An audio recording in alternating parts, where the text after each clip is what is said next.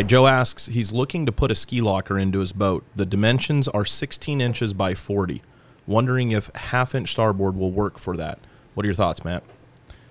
My initial thoughts are no. I wouldn't typically use half-inch material for that. The ski locker lids that we manufacture, the aluminum frame ski locker lids, they're tooled for 3/4 inch material. The 3/4 is going to be a little bit stronger.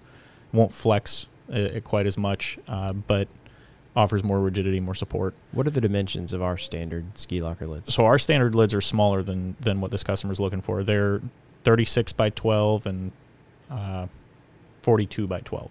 Okay. So a little bit longer on And one this of them. one, this one was 60? It's 16 inches wide by 40 inches long. Right. So Okay. definitely wider, longer. Right. You know, in some cases, I'd look back at our ski lockers.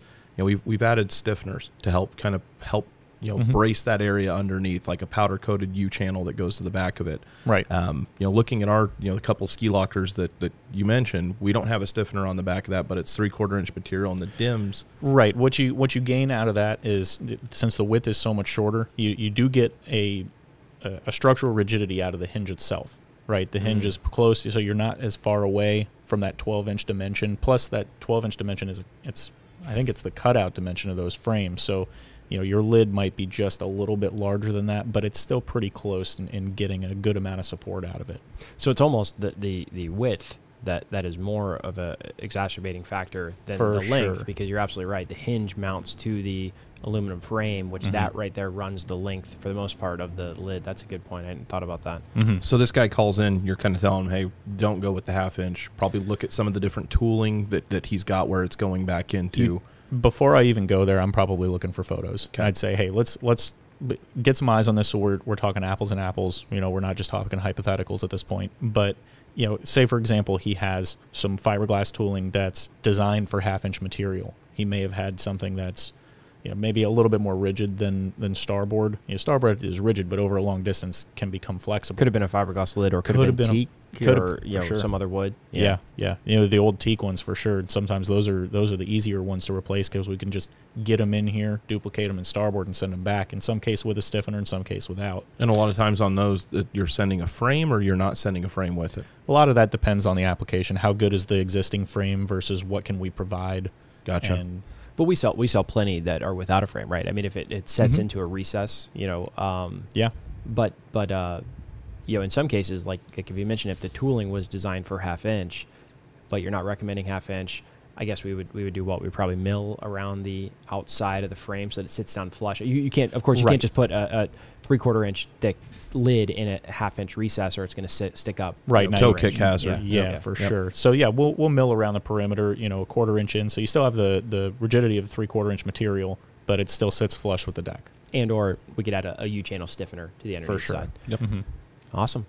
Yeah, the only other challenge that we run into with ski locker lids are, there's some injection molded ones or thermoform plastics that have an inner frame that drops into a cutout. The cutout is actually flat, but it's tooled into the deck.